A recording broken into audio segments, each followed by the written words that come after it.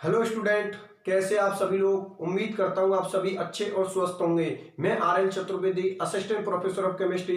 तो देखो, आज के इस लेक्चर में हम डिस्कशन करेंगे सीआरसीओ के होल सिक्स कॉम्प्लेक्स पर, मतलब क्रोमियम हेक्सा कार्बोनाइल वाले कॉम्प्लेक्स पर डिस्कशन करेंगे। आप लोगों को पता है कि इससे पहले हम डिस्कशन कर चुके हैं एनआईसीयू के होल फोर कॉम्प्लेक्स पर, एपीसीओ के होल फाइव कॉम्प्लेक्स पर, ठीक है ना। अब आज के इस लेक्चर में हम डिस्कशन करेंगे सीआरसीओ का होल सिक्स वाले कॉम्प्लेक्स पर, जिसका नाम है क्रोमियम हेक्सा कार्बोनाइल। इसका नाम क्या है, कॉमन नाम क्या है इसका, क्रोमियम हेक्सा कार्बोनाइल। और अगर इसी का आप आईयूपीसी पद्धति में नामकरण करोगे तो आप लोग अच्छी तरीके से जानते हो कि आईयूपीसी पद्धति में या आईयूपीसी सिस्टम में हम कैसे नामकरण करते हैं, मतलब नोमेनक्लेचर हम कैसे करते हैं। पहले किसका नोमेनक्लेचर करते हैं, लिगेंडो का, उसके बाद में किसका करते हैं, मेटल का, और मेटल के साथ उसकी ऑक्सीडेशन स्टेट को लिख देते हैं। इसका मतलब इसका आईयूपीसी पद्धति में नामकरण क्या होगा, हेक्सा कार्बोनाइल क्रोमियम जीरो। क्योंकि आप लोग जानते हो कि जितने भी मेटल कार्बोनाइल होते हैं उनकी ऑक्सीडेशन स्टेट क्या होती है, जीरो। मतलब जब मेटल कार्बोनाइलों का फॉर्मेशन होता है तो वहां पर मेटल की ऑक्सीडेशन स्टेट कितनी होती है, जीरो। इस चीज का डिस्कशन तो मैंने आप लोगों से पहले दूसरे लेक्चर में कर लिया था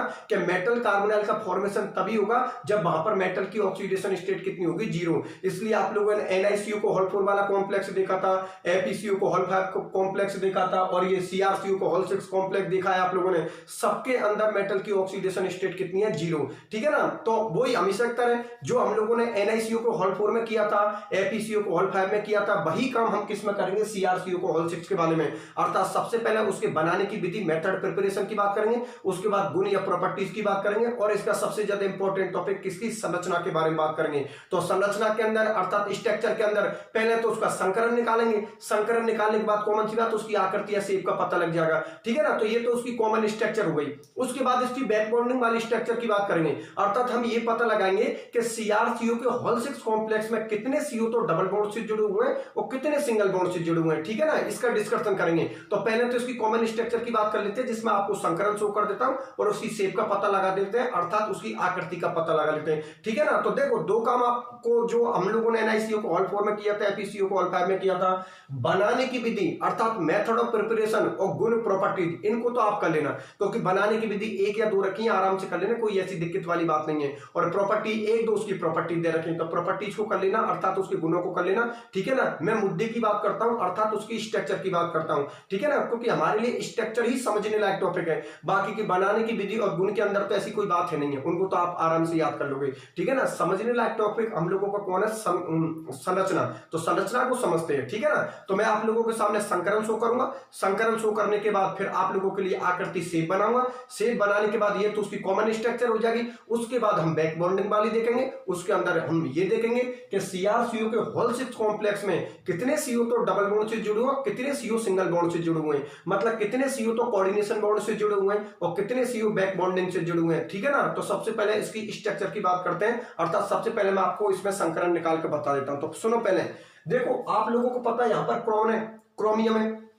क्रोमियम का परमाणु क्रमांक अर्थात एटॉमिक नंबर कितना होता है, 24 होता है, 24 होता है। खूब जानते हो क्रोमियम के बारे में, 24 होता है। इसका मतलब क्रोमियम किसका होता है, 3D सीरीज का एलिमेंट होता है। क्रोमियम किसका होता है, 3D सीरीज का एलिमेंट होता है। और सीओ के बारे में तो आपको पता ही है, सीओ कौन होता है, एक प्रबल लिगेंड होता है, एक स्ट्रॉन्ग लिगेंड होता है। और हम अच्छी तरीका से जानते हैं कि जो प्रबल लिगेंड होता है, जो स्ट्रॉन्ग लिगेंड होता है, वो इलेक्ट्रॉनों की पेयरिंग करवाते हैं, अर्थात इलेक्ट्रॉनों का युग्मन करवाते हैं। तो कॉमन सी बात है, यहाँ पर 3D सीरीज का एलिमेंट है और उससे प्रबल लिगेंड जुड़ा हुआ है, इसका मतलब इलेक्ट्रॉनों का युग्मन होगा, इलेक्ट्रॉनों की पेयरिंग होगी। तो ठीक है, करते हैं शुरुआत। तो इधर देखो आप लोग, यहां पर मैं संकरण शो कर देता हूं आप लोगों के लिए।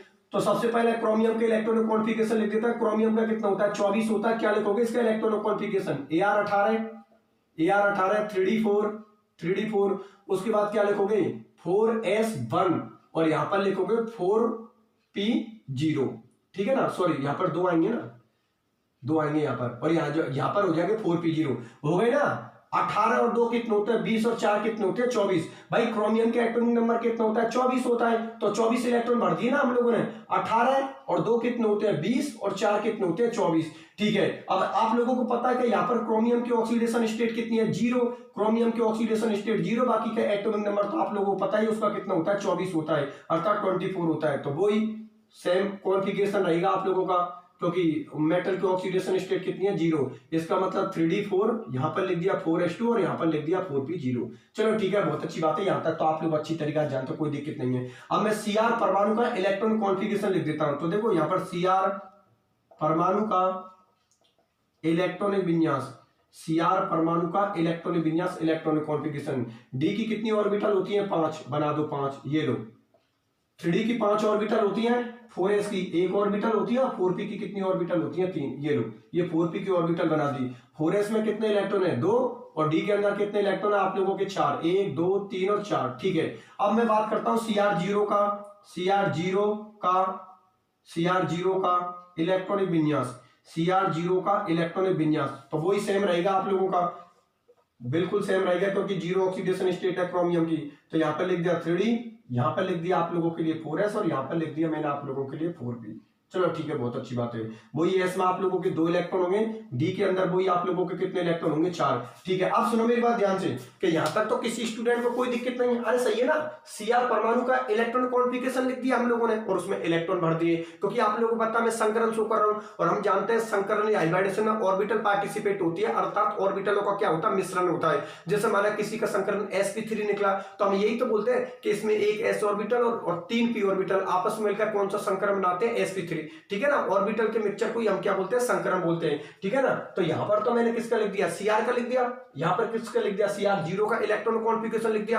अब मैं बात करता हूं कि लिगेंड के फैक्ट में इलेक्ट्रॉन कॉन्फ़िगरेशन। तो लिगेंड आपका प्रबल है और प्रबल लिगेंड इलेक्ट्रॉनों का क्या करवाते हैं, युग्मन करवाते हैं, अर्थात उनकी क्या करवाते हैं, पेयरिंग करवाते हैं। तो मैं यहां पर लिख देता हूं प्रबल लिगेंड CO के प्रभाव में इलेक्ट्रॉनिक विन्यास, प्रबल लिगेंड CO के प्रभाव में इलेक्ट्रॉनिक विन्यास। ये लो 3d 4s और ये लिख दी मैंने आप लोगों के लिए 4p। ठीक है ना, ये लिख दी ना 3d, ये कौन सी लिख दी 4s और ये कौन सी लिख दी 4p।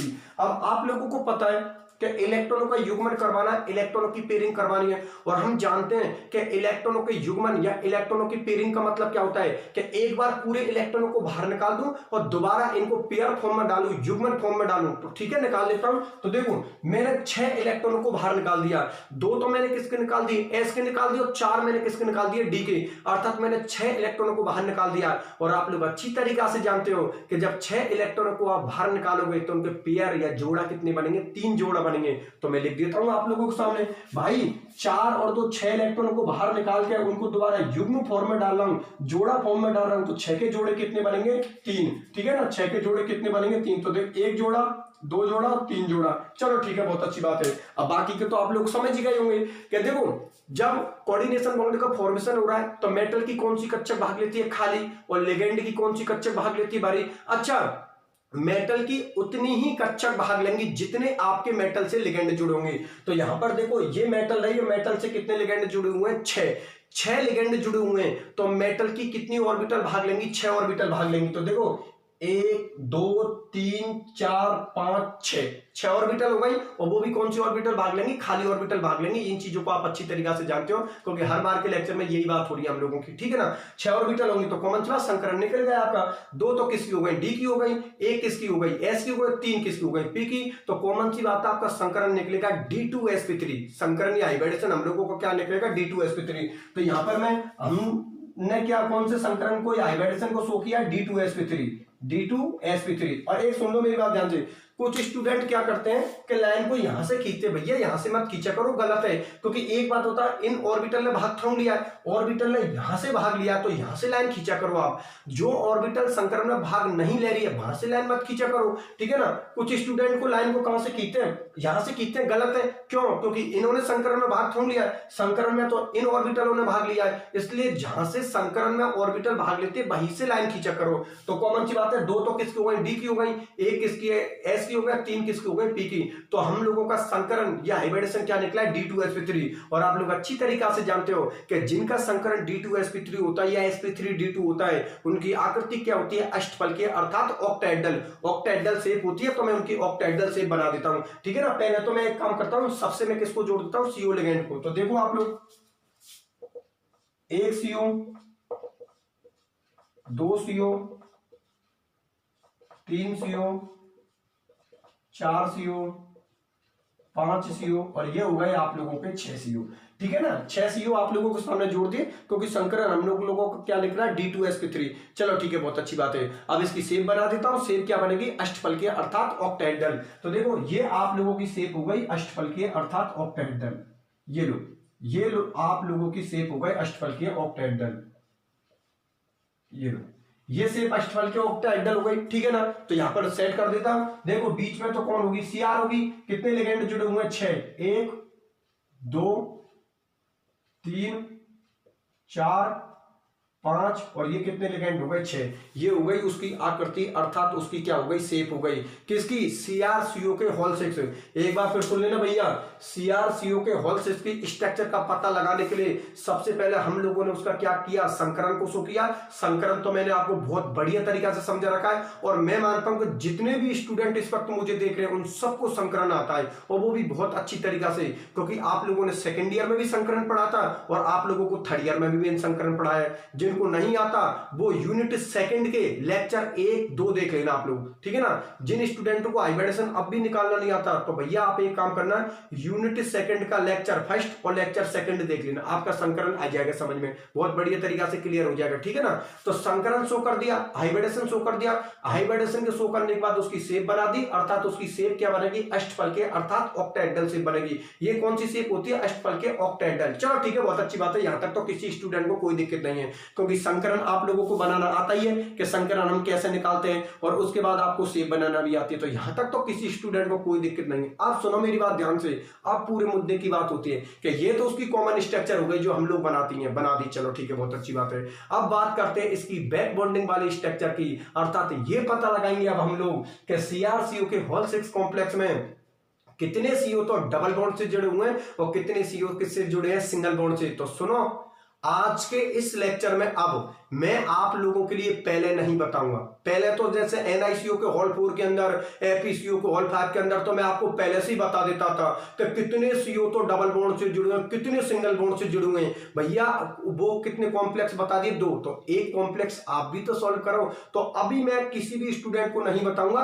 कि कितने CO तो डबल बॉन्ड से जुड़े हुए, कितने CO सिंगल बॉन्ड से जुड़े हुए। एक चांस मैं आप लोगों के लिए दे रहा हूं, एक चांस ये दे रहा हूं आप लोगों के लिए, पेन और कॉपी उठाओ और आप लोग ये पता लगाओ, स्ट्रक्चर बनाओ उसकी। ठीक है ना, स्ट्रक्चर बनाओ और आप लोग ये पता लगाओ कि कितने CO तो सिंगल बॉन्ड से जुड़े हुए, कितने डबल बॉन्ड से जुड़े हुए। ध्यान से समझना, पेन और कॉपी उठा के आप लोगों को ये पता लगाना है स्ट्रक्चर बनाकर कि कितने CO तो सिंगल बॉन्ड से जुड़े हुए, कितने CO डबल बॉन्ड से जुड़े हुए। जिस स्टूडेंट ने ये पता लगा लिया कि सर इतने CO तो सिंगल बॉन्ड से जुड़े हुए, इतने CO डबल बॉन्ड से जुड़े, उसका मतलब उसका बैक बॉन्डिंग का टॉपिक बहुत बढ़िया तरीके से क्लियर हो गया है। और जिनसे नहीं निकला है तो भैया वो दोबारा से लेक्चर को ध्यान से समझना, एक बार फिर सुन लेना मेरी बात। मैं यहां पर आप लोगों के लिए सॉल्व करने के लिए दे रहा हूं। पहले तो मैं आपको पहले से बता देता था कितने CO डबल बॉन्ड से जुड़े हुए, कितने CO सिंगल बॉन्ड से जुड़े हुए।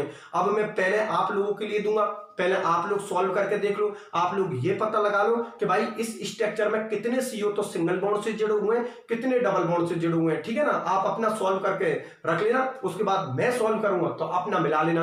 अगर आप लोगों का सही है तो टॉपिक बैक बॉन्डिंग का आपका समझ में आ गया, और अगर माना कि आपका गलत हो गया तो फिर आप लोग उसको जो NiCO को होल 4 वाला कॉम्प्लेक्स था, FeCO को होल 5 वाला कॉम्प्लेक्स है और ये CrCO को होल 6 कॉम्प्लेक्स हुआ है, इसको एक बार फिर से ध्यान से समझना। ठीक है ना, और फिर भी कोई प्रॉब्लम आती है तो मेरे से कॉल करके पूछ लेना आप लोग। ठीक है ना, डाउट नहीं होना चाहिए क्योंकि बैक बॉन्डिंग की जो स्ट्रक्चर है बहुत शानदार टॉपिक है और प्रत्येक स्टूडेंट को समझ में आना चाहिए क्योंकि कितना अच्छा कॉन्सेप्ट वाली चीजें हैं। ठीक है ना, कॉन्सेप्ट वाली चीजों को कभी मत छोड़ा करो क्योंकि जिनमें कॉन्सेप्ट लग रहा हो ना वो टॉपिक हम लोगों को बहुत शानदार तरीका से क्लियर होना चाहिए। चलो ठीक है, बहुत अच्छी बात है। तो देखो सुनो, मैं आप लोगों के लिए 5 मिनट का टाइम दे रहा हूं। 5 मिनट के अंदर आप बैक बॉन्डिंग की स्ट्रक्चर बना लो, जो वो 3D 4s और 4p। ठीक है ना, 3D 4s 4p बना के और आप ये पता लगा लो कि कितने CO तो सिंगल बॉन्ड से जुड़े हुए, कितने CO डबल बॉन्ड से जुड़े हुए। ठीक है, आप लोगों को टाइम अब स्टार्ट होता है 5 मिनट के बाद, फिर मैं आप लोगों के सामने सॉल्व करूंगा। ठीक है, पेन कॉपी उठाओ, सॉल्व करना चालू कर दो और मुझे बताओ कि कितने CO तो सिंगल बॉन्ड से जुड़े हुए, कितने CO डबल बॉन्ड से जुड़े हुए। 5 मिनट का टाइम है, आप लोग आराम से सॉल्व कर लो। ठीक है ना, करो सॉल्व।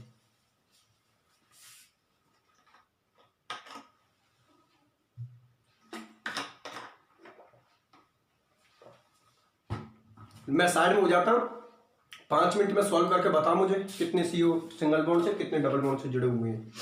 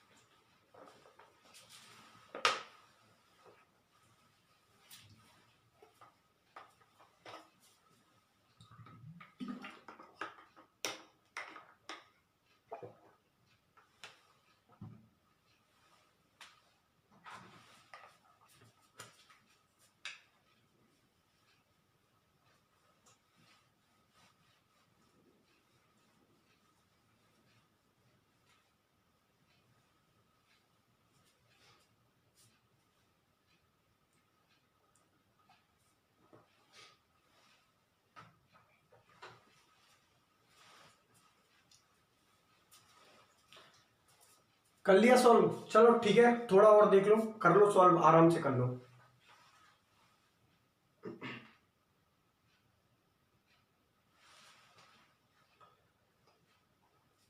कर लिया आप लोगों ने सबने सॉल्व? अब सुनो मेरी बात ध्यान से, कि जिनने सॉल्व कर लिया वो देख लो। अब मैं आप लोगों को सामने सॉल्व करके बता रहा हूं, ठीक है ना। अब आप लोगों को ये पता लग जाएगा कि कितने सीओ तो डबल बॉन्ड से जुड़े हुए, कितने सीओ सिंगल बॉन्ड से जुड़े हुए हैं। तो अपना अपना आंसर मिला लेना आप लोग, ठीक है ना, कि किसका आंसर क्या आया है और कैसे पता लगा आप लोगों को कितने सीओ तो सिंगल बॉन्ड से जुड़े हुए, कितने डबल बॉन्ड से जुड़े हुए हैं, ठीक है ना। अभी हम लोगों को पता लग जाएगा, ठीक है। जिन्होंने नहीं निकाला है भैया एक बार और निकाल लो आप लोग। मैं थोड़ा सा टाइम और दे देता हूं, और निकाल लो आप लोग, कोई दिक्कत नहीं है, ठीक है, आराम से निकाल लो।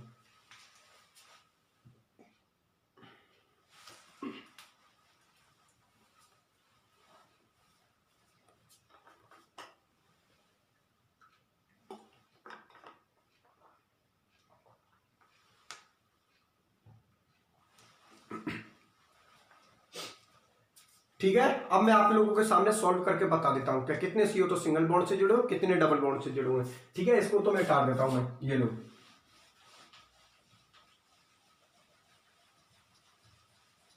अब देख लेना और अपना अपना आंसर मिला लेना कि किन का तो सही है, किन का गलत है। और जिनका गलत है भैया वो ध्यान से समझो फिर दोबारा से लेक्चर को, और जिनका समझ में आ गया या जिन्होंने कर दिया सॉल्व उनके लिए कोई दिक्कत वाली बात ही नहीं है। इसका मतलब उनको बैक बॉन्डिंग समझ में आ गई।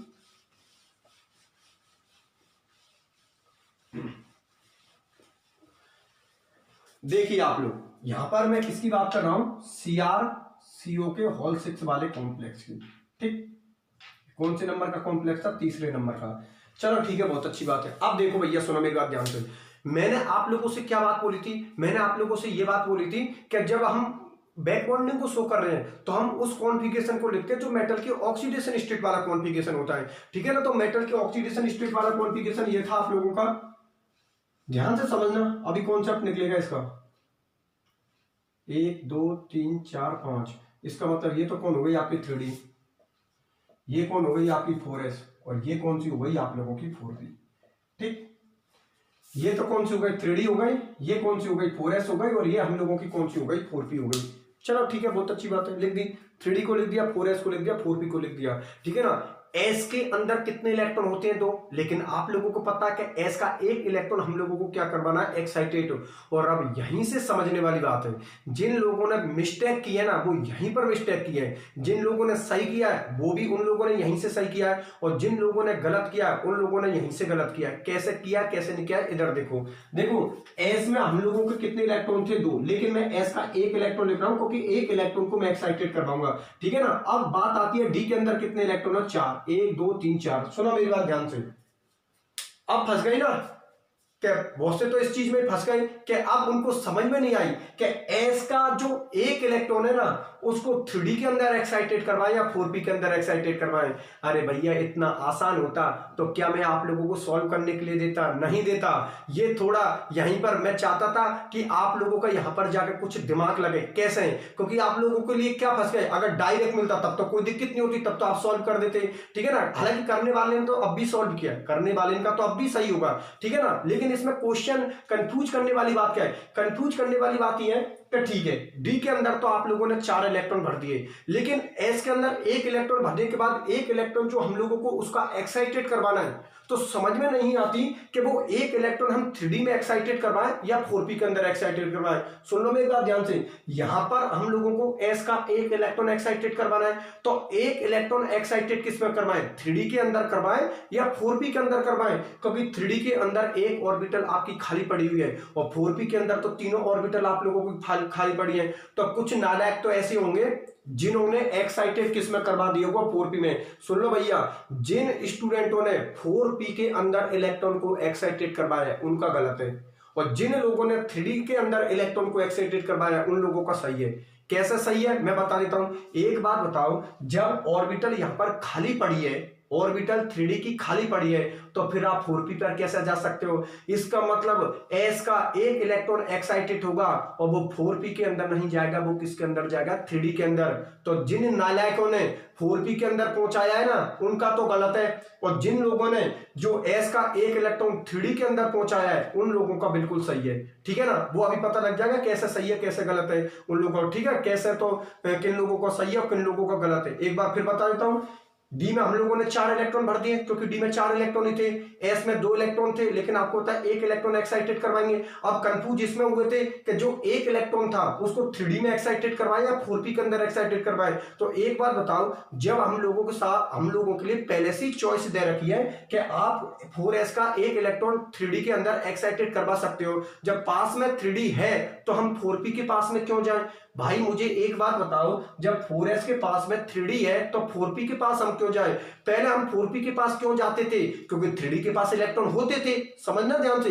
भाई आप बोलोगे सर NiCO के हॉल 4 कॉम्प्लेक्स में और FeCO के हॉल 5 कॉम्प्लेक्स में तो आपने क्या किया था? 4p के अंदर इलेक्ट्रॉन पहुंचाया था और इसमें आप 3D के अंदर इलेक्ट्रॉन पहुंचा रहे। अरे भैया वहां पर चॉइस ही नहीं थी हमारे पास, वहां पर तो 3D के पास पहले से ही इलेक्ट्रॉन प्रेजेंट थे। तो अगर 3D के पास पहले से इलेक्ट्रॉन प्रेजेंट है तो मैं कैसे पहुंचाऊं उनमें? ठीक है ना। आप केस देखो, NiCO को हॉल 4 वाला कॉम्प्लेक्स देखो, FeCO को हॉल 5 वाला कॉम्प्लेक्स देखो। हम लोगों ने जब 4p के अंदर इलेक्ट्रॉन इसलिए एक्साइटेड करवाया था क्योंकि 3D के अंदर पहले से इलेक्ट्रॉन प्रेजेंट थे। तो मैं कैसे करवाऊं भाई? खाली ऑर्बिटल में ही तो मैं उसका इलेक्ट्रॉन पहुंचाऊंगा। तो 3D के अंदर तो पहले से इलेक्ट्रॉन प्रेजेंट थे, लेकिन अब हम लोगों के पास 3D की एक पॉसिबिलिटी खाली है। एक पॉसिबिलिटी खाली है कि 4s का एक इलेक्ट्रॉन हम किस में कन्वर्ट करवा सकते हैं या किस में एक्साइटेड करवा सकते हैं? हम 3D के अंदर कन्वर्ट कर, मतलब 3D के अंदर एक्साइटेड करवा सकते हैं। एक बार फिर सुन लेना, जो 4s का एक इलेक्ट्रॉन है उसको हम किसके अंदर एक्साइटेड करवाएंगे? 3D के अंदर। 3D के अंदर इसलिए एक्साइटेड करवाएंगे क्योंकि 3D में चॉइस है, 3D के अंदर पॉसिबिलिटी है। पॉसिबिलिटी कहां है? ये ऑर्बिटल उसकी खाली पड़ी है, तो ये ऑर्बिटल खाली पड़ी है तो इसमें तो ना भरूंगा मैं 4p के अंदर पहुंच जाऊं। इसका मतलब ये तो गलत है। जब आपके पास पॉसिबिलिटी है, आपके पास चॉइस है, तो 4p के पास हम क्यों जाएं? फिर तो हम 3D के पास ही भरेंगे। इसलिए 4s का एक इलेक्ट्रॉन किस में चला जाता है? 3D के अंदर चला जाता है। तो देखो भैया, 4s का एक इलेक्ट्रॉन मैंने किस में कन्वर्ट कर दिया, या 4s का एक इलेक्ट्रॉन मैंने किस में एक्साइटेड करवा दिया? 3D के अंदर। अब तो कॉन्सेप्ट निकल गया। कैसे? कि CrCO के हॉल 6 कॉम्प्लेक्स के अंदर कितने CO है? 6 CO है। ठीक है ना भाई, CrCO के हॉल 6 कॉम्प्लेक्स में Cr के साथ कितने लिगेंड जुड़े हुए हैं? 6 CO जुड़े हुए हैं। ठीक है ना। तो आप लोगों के एक बात तो समझ में आ गई कि हम लोगों का संकरण क्या निकला? D2sp3 संकरण निकला है। इसका मतलब 2 CO तो मैं यहां पर जोड़ूंगा। भाई संकरण D2sp3 तो निकाला है, तो 2 CO तो यहां पर जोड़ूंगा, 1 CO यहां पर जोड़ूंगा, 1 CO यहां पर जोड़ूंगा, 1 CO यहां पर जोड़ूंगा, 1 CO यहां पर जोड़ूंगा, तभी तो उसका D2sp3 संकरण होगा। तो एक बात तो क्लियर हो गई कि जहां पर ऑर्बिटल बिल्कुल खाली पड़ी हुई है वहां पर दोनों इलेक्ट्रॉन को लिगेंड किसके लिए देगा? मेटल के लिए। और जब दोनों इलेक्ट्रॉन को लिगेंड मेटल के लिए देगा तो कौन से बॉन्ड का फॉर्मेशन होगा? सिग्मा बॉन्ड का फॉर्मेशन होगा। ठीक है ना। तो कॉमन सी बात है, यहां पर ये तीनों ऑर्बिटल खाली पड़ी हैं। इसका मतलब 3 CO का नेचर तो कैसा होगा? सिग्मा बॉन्ड जैसा, मतलब सिंगल बॉन्ड जैसा। अब बचे कुछ 3 CO का नेचर कैसा होगा? पाई बॉन्ड जैसा, अर्थात ऐसा बोल सकता हूं डबल बॉन्ड जैसा। एक बार फिर समझ भैया, सुनो मेरी बात ध्यान से। मैंने यहां पर बैक बॉन्डिंग की स्ट्रक्चर को मैं आप लोगों के सामने एक्सप्लेन कर रहा हूं। यहां पर मैंने 3D को शो कर दिया, 4s को कर दिया, 4p को कर दिया।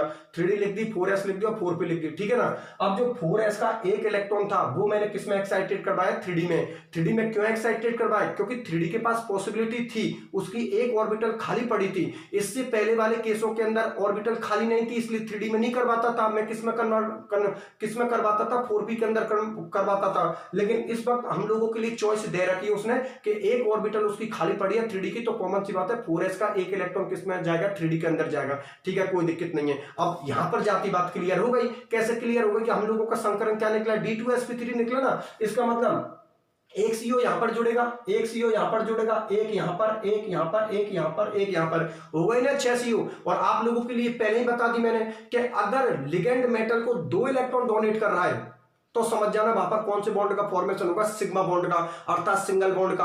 और जहां पर एक इलेक्ट्रॉन मेटल के पास पहले से प्रेजेंट है और एक इलेक्ट्रॉन लिगेंड मेटल को डोनेट कर रहा है, तो सिग्मा के साथ कौन से बॉन्ड का फॉर्मेशन होगा, पाई बॉन्ड का भी होगा। अर्थात कोऑर्डिनेशन बॉन्ड के साथ किस बॉन्ड का फॉर्मेशन होगा, बैक बॉन्डिंग का भी होगा, क्योंकि पाई बॉन्ड को मैं बैक बॉन्डिंग बोल रहा हूं। अब सुनो मेरी बात ध्यान से, यहां पर मैं 6 CO जोड़ देता हूं, फिर डिस्कशन करता हूं दोबारा। देखो एक तो मेटल के पास में एक लिगेंड ने दे दिया, ठीक है ना, ये लो, ये स्ट्रक्चर हो गई आप लोगों की CO, ठीक है। एक स्ट्रक्चर को मैंने खाली कर दिया, क्योंकि आप लोगों को पता है यहां पर कार्बन की मैं 3 वैलेंसी को शो कर रहा हूं, क्योंकि चौथी वैलेंसी को कौन करेगा, पाई बॉन्ड करेगा, ठीक है ना। चौथी वैलेंसी को कौन करेगा, कार्बन की को पाई बॉन्ड करेगा। चलो ठीक है, एक मेटल के पास में एक किसने दे दिया, लिगेंड ने, ये लो, ये मैंने दूसरे CO को जोड़ दिया, ये लो। ऑक्सीजन की 2 वैलेंसी होती है, बिल्कुल उस पर 2 लोन पेयर शो कर दिए, ठीक है।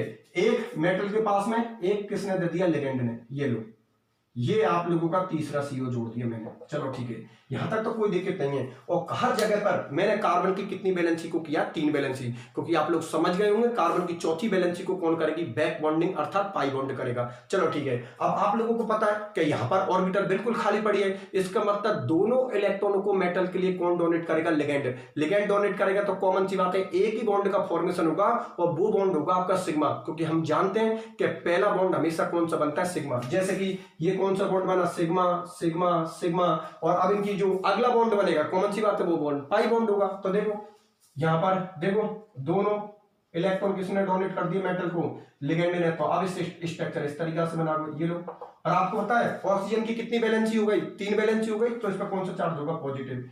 एक CO, ये लो, ये जोड़ दिया मैंने दूसरा CO, ठीक है, और ये लो, ये जोड़ दिया मैंने तीसरा CO, ठीक, ये लो। इसका मतलब इन 3 CO का नेचर तो किसका है, pi bond, sorry sigma bond जैसा, ठीक है ना। 3 CO का नेचर तो कैसा है, सिग्मा बॉन्ड जैसा, अर्थात ये तीनों CO किससे जुड़े हुए हैं, सिग्मा बॉन्ड से। किससे जुड़े हुए हैं, सिग्मा बॉन्ड, सिग्मा बॉन्ड और सिग्मा बॉन्ड, ठीक है ना, क्योंकि कार्बन की 4 वैलेंसी मैंने शो कर दी। ये आप लोगों का कार्बन रहा, ये आप लोगों को कार्बन रहा, कार्बन की मैंने 4 वैलेंसी को सेट कर दिया, यहां पर 4 कर दी, यहां पर 4 कर दी, यहां पर 4 कर दी। इसका मतलब 3 CO तो आप लोगों के किससे जुड़े हुए हैं, सिग्मा बॉन्ड से, अर्थात सिंगल बॉन्ड से जुड़े हुए हैं। और आप लोगों की ये बचे कुछ 3 CO वो किसके साथ जुड़े हुए हैं, सिग्मा बॉन्ड के साथ, पाई बॉन्ड के साथ भी जुड़े, अर्थात डबल बॉन्ड से जुड़े हैं। तो देखो सुनो मेरी बात ध्यान से, कि देखो इसके लिए इसके साथ ये बैक बॉन्डिंग करेगी, इसके साथ ये बैक बॉन्डिंग कर, सॉरी सॉरी सॉरी सॉरी उल्टा कर गया, ये नहीं, ये देखो ये है पॉसिबिलिटी, एक मेटल के पास में एक लिगेंड के पास में, इसके साथ कौन करेगी, ये वाली, ये बन गया पाई बॉन्ड। ये रही एक चॉइस, आप लोगों इसको यहां पर सही तरीके से लिख देता हूं, एक मेटल के पास में एक किसने दे दिया, लिगेंड ने, ये लो, ये इसके साथ बैक बॉन्डिंग करेगी, ये बना दिया पाई बॉन्ड। ये देखो एक मेटल के पास में एक किसने दे दिया, लिगेंड ने, ये किसके साथ बैक बॉन्डिंग करेगी, पाई बॉन्ड बनाएगा इसके साथ। इसका मतलब आप लोगों के ये 3 CO किसके साथ जुड़े हुए हैं, पाई बॉन्ड के साथ। इसका मतलब 3 CO तो आपके सिग्मा बॉन्ड अर्थात सिंगल बॉन्ड से जुड़े हुए हैं, और 3 CO आपके डबल बॉन्ड अर्थात पाई बॉन्ड के साथ जुड़े हुए हैं। मेरी बात आप लोगों को समझ में आई या नहीं आई? अब अपना अपना मिला लेना, किनका तो सही है और किनका गलत है। जिनका सही है वो तो बंसी बजा, उनका तो कोई दिक्कत नहीं है, उनका तो हो गया सही। लेकिन जिन लोगों का गलत है वो भैया ध्यान से दोबारा से लेक्चर को देखना, NiCO के हॉल 4 वाले कॉम्प्लेक्स वाले लेक्चर को देखना, फिर उसके बाद FeCO के हॉल 5 कॉम्प्लेक्स वाले लेक्चर को देखना, फिर इस वाले लेक्चर को देखना CrCO को हॉल 6 वाले कॉम्प्लेक्स, क्योंकि मैं चाहता हूं कि प्रत्येक स्टूडेंट को बैक बॉन्डिंग वाला टॉपिक आना चाहिए, ठीक है ना। बैक बॉन्डिंग वाला टॉपिक आना चाहिए, कुछ तो उलायती विस्मित होंगे, ठीक है ना। अरे 4s खाली पड़ी है, मतलब 4p खाली पड़ी है तो पहुंचा देते हैं 4p के अंदर, और उलायती विस्मित ने 4p के अंदर पहुंचा दिया होगा, और ये नहीं देखा उन लोगों ने कि 3d के अंदर भी एक ऑर्बिटल खाली पड़ी है। तो पहले 3d को भी तो देख लो आप लोग, 4s का देखा, अरे 4s ये लो, एक इलेक्ट्रॉन किसमें पहुंचा दिया, 4p में, ये हो गई हम लोगों की बैक बॉन्डिंग। अरे भैया इधर तो देख लो, इधर तो ऑर्बिटल खाली है, तो कॉमन सी बात है 4p में क्यों जाएगा एक इलेक्ट्रॉन। जो आप लोग इलेक्ट्रॉन एक्साइटेड करवाओगे वो किस में जाएगा, 3d के अंदर जाएगा, ठीक है ना। एक बार दोबारा से बता रहा हूं, सुन लो दोबारा से ध्यान से समझ लो। यहाँ पर बैक बॉन्डिंग वाली स्ट्रक्चर को बता रहे हैं हम लोग। ये मैंने किसको लिख दिया 3D को लिख दिया, ये मैंने किसको लिख दिया 4s को लिख दिया, और ये मैंने किसको लिख दिया 4p के अंदर। यहाँ पर 4s का एक इलेक्ट्रॉन मैंने किसमें एक्साइटेड करवा दिया 3D के अंदर, क्योंकि 3D के अंदर पॉसिबिलिटी थी, अर्थात उसकी एक ऑर्बिटल खाली पड़ी थी। एक ऑर्बिटल खाली पड़ी तो मैं 4p के पास नहीं जाऊंगा, मैं किसके पास में जाऊंगा 3D के पास में, क्योंकि 4s के ज्यादा पास में कौन पड़ते हैं 3D, 4p थोड़ी दूर पड़ जाती है, दूर पड़ जाती है तो कॉमन सी बात है इलेक्ट्रॉन का लेन देन ये 4s किसके साथ करेगा 3D के साथ भी करेगा। इससे पहले वो नहीं करता था क्योंकि 3D के पास ऐसी पॉसिबिलिटी नहीं थी, 3D की पूरी तरीका से ऑर्बिटल भरी रहती थी, इसलिए 4s अपने इलेक्ट्रॉन 3D के पास नहीं पहुंचाता, और किसके पास पहुंचाता था 4p के पास। लेकिन इस वक्त इस वाले केस में या CrCO के होल 6 वाले कॉम्प्लेक्स में एक पॉसिबिलिटी खाली है, तो कॉमन सी बात है 4s का एक इलेक्ट्रॉन किसमें जाएगा 3D के अंदर जाएगा। ठीक है, बहुत अच्छी बात है। फिर मैंने आप लोगों के सामने यहाँ पर उसका संकरण शो किया। संकरण आपको पता, आप निकाल ही चुके हो। संकरण कौन सा निकाला है आप लोगों ने D2sp3 निकाला है। तो देखो 1 CO 2 3 4 और 5, सॉरी 1 2 3 4 5 और 6 CO मैंने जोड़ दी। ठीक है ना। अब आप लोगों के एक बात तो समझ में आ गई कि यहाँ पर ये ऑर्बिटल तीनों खाली पड़ी थी, तो यहाँ पर लिगेंड मेटल को इलेक्ट्रॉन डोनेट करेगा। लिगेंड कंप्लीट रूप से मेटल को कितने इलेक्ट्रॉन डोनेट करेगा 2। तो कॉमन सी बात है जहां पर लिगेंड मेटल को 2 इलेक्ट्रॉन डोनेट कर रहा है वहां पर एक ही बॉन्ड का फॉर्मेशन होगा, और एक बॉन्ड कौन सा होता है सिग्मा बॉन्ड होता है। अर्थात ये 3 CO तो आपके किससे जुड़े हुए हैं सिंगल बॉन्ड से, अर्थात सिग्मा बॉन्ड से। और कॉमन सी बात है ये 3 CO आप लोगों को किससे जुड़े होते हैं डबल बॉन्ड से, अर्थात पाई बॉन्ड से। मेरी बात आप लोगों को समझ में आ गई। इसका मतलब ये निकला कि जब CrCO के होल 6 कॉम्प्लेक्स की आप किसी के साथ रिएक्शन करवाते हो तो ये 3 CO उनके साथ रिएक्शन नहीं करते और ये कॉम्प्लेक्स में ही रहते हैं, और जो 3 CO ये होते हैं ये रिएक्शन कर लेते हैं, अर्थात कॉम्प्लेक्स से प्रतिस्थापित हो जाते हैं, अर्थात कॉम्प्लेक्स से बाहर निकल जाते हैं, क्योंकि ये वीक बॉन्ड से जुड़े हुए हैं, अर्थात ये कोऑर्डिनेशन बॉन्ड से जुड़े हुए हैं, और ये किसके साथ जुड़े हुए हैं बैक बॉन्डिंग से। और आपको मैंने पहले ही बता दी कि बैक बॉन्डिंग ज्यादा स्टेबल होती है कंपेयर टू कोऑर्डिनेशन बॉन्ड के, क्योंकि कोऑर्डिनेशन बॉन्ड में सिर्फ एक ही बॉन्ड होता है सिग्मा, लेकिन बैक बॉन्डिंग में एक बॉन्ड नहीं होते 2 बॉन्ड होते हैं, सिग्मा भी होता है पाई होता है, अर्थात कोऑर्डिनेशन बॉन्ड भी होता है और बैक बॉन्डिंग भी होती है। मेरी बात आप लोग समझ में आ गई ना। इसका मतलब CrCO का होल 6 कॉम्प्लेक्स अगर किसी के साथ रिएक्शन करेगा तो ये 3 CO जो डबल बॉन्ड से जुड़े हुए हैं ये किसी के साथ रिएक्शन नहीं करेंगे, कॉम्प्लेक्स में रहेंगे, और जो सिंगल बॉन्ड से जुड़े हुए हैं अर्थात सिग्मा बॉन्ड के साथ जुड़े हुए हैं वो किसी से भी रिएक्शन कर लेंगे और कॉम्प्लेक्स से बाहर निकल जाएंगे, अर्थात प्रतिस्थापित हो जाएंगे। ठीक है ना। अर्थात ये वीक बॉन्ड से जुड़े हुए हैं और ये स्ट्रॉन्ग बॉन्ड से जुड़े हुए हैं, तो ये रिएक्शन नहीं करेंगे और ये वाले रिएक्शन कर लेंगे। मेरी बात आप लोग समझ में आ गई ना। ये किस बॉन्ड से जुड़े हुए हैं सिग्मा बॉन्ड से, अर्थात सिंगल बॉन्ड से, और ये किसके साथ जुड़े पाई बॉन्ड से, अर्थात डबल बॉन्ड से। एक दो रिएक्शन आप लोगों के सामने यहाँ पर शो कर देता हूं। ठीक है ना। रिएक्शन शो करके ये टॉपिक खत्म हो जाएगा हम लोगों का। फिर अगले लेक्चर में अगले टॉपिक की बात करेंगे। ठीक है। एक दो रिएक्शन लिख के और इस टॉपिक को खत्म करते हैं। तो इधर देखो इसको तो मैं मिटा देता हूं और एक दो रिएक्शन शो कर देता हूं आप लोगों के लिए। ठीक है ना। हाँ, इसकी एक स्ट्रक्चर लिखना तो भूल गए, मैं स्ट्रक्चर लिख देता हूं। देखो यहाँ पर इसकी स्ट्रक्चर बनेगी, ये लो, ये बैक बॉन्डिंग वाली आप लोगों की स्ट्रक्चर इस तरीका से बनेगी। देखो ये लो, 3 CO तो किससे जुड़े हैं आप लोगों के डबल बॉन्ड से, 3 CO तो किससे जुड़े हैं आप लोगों के डबल बॉन्ड से। ठीक है ना। 3 CO आप लोगों के किससे जुड़े हैं सिग्मा बॉन्ड से, अर्थात सिंगल बॉन्ड से। इधर देख लो भैया, ये इसकी बैक बॉन्डिंग वाली स्ट्रक्चर होगी जिनमें 1 CO 2 CO 3 CO किसके साथ जुड़े हुए हैं पाई बॉन्ड के साथ, अर्थात डबल बॉन्ड के साथ। और आप लोगों की ये 3 CO किसके साथ जुड़े हुए हैं, ये रहा 1 सिग्मा 2 सिग्मा और 3 सिग्मा। मेरी बात आप लोगों को समझ में आ गई ना। 3 CO तो आपको डबल बॉन्ड से जुड़े हुए हैं, 3 CO आपके सिंगल बॉन्ड से जुड़े हुए हैं। तो 3 जो डबल बॉन्ड से जुड़े हैं वो CO तो आप लोगों के ये रहे, और 3 CO जो सिग्मा बॉन्ड के साथ जुड़े हुए हैं अर्थात सिंगल बॉन्ड के साथ जुड़े हैं वो CO आप लोगों के ये रहे। ठीक है ना। तो ये इसकी कौन सी स्ट्रक्चर है, बैक बॉन्डिंग वाली स्ट्रक्चर है। ठीक है ना। अब मैं इसकी CrCO को होल 6 की एक दो रिएक्शन बता देता हूं। ठीक है ना, जिससे टॉपिक खत्म हो जाए अपना। चलो मैं मिटा देता हूं।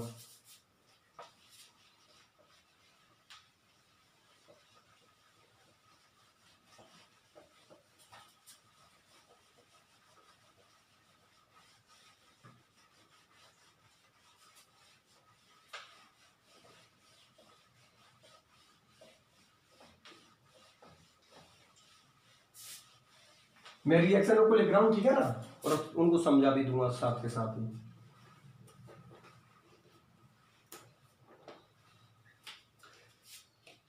इस CrCO को होल 6 कॉम्प्लेक्स की रिएक्शन आप लोग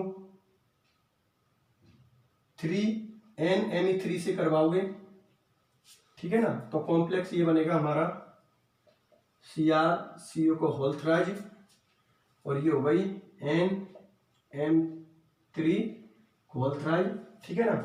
और यहाँ पर लिख दिया मैंने 3CO, जो सिग्मा बॉन्ड के साथ जुड़े वो बाहर निकल गए। एक रिएक्शन में आप लोगों के लिए कर देता हूं, CrCO का होल 6, ठीक है ना। इसकी रिएक्शन किससे, वाटर के 3 मॉलिक्यूल से करवाओगे, वाटर के 3 मॉलिक्यूल से करवाओगे तो कॉमन सी बात है 3 CO प्रतिस्थापित हो जाएंगे, अर्थात कॉम्प्लेक्स से बाहर निकल जाएंगे, जो कौन से बॉन्ड से जुड़े हुए, सिंगल बॉन्ड से, अर्थात सिग्मा बॉन्ड से। H2 को होल थ्राइज, और यहाँ पर लिख देता हूँ 3CO, यहाँ पर क्या लिख देता हूँ आप लोगों के लिए 3CO, यहाँ पर लिख दिया मैंने आप लोगों के लिए 3CO, ठीक है ना। अब इधर देखिए, आप लोग समझ गए होंगे रिएक्शन को। ये कौन सा कॉम्प्लेक्स है, क्रोमियम हेक्सा कार्बोनाइल वाला कॉम्प्लेक्स है, अर्थात CrCO का होल 6 वाला कॉम्प्लेक्स है। इसकी रिएक्शन 3NMe3 से करवा रहा हूं, ठीक है ना, मतलब 3 डिग्री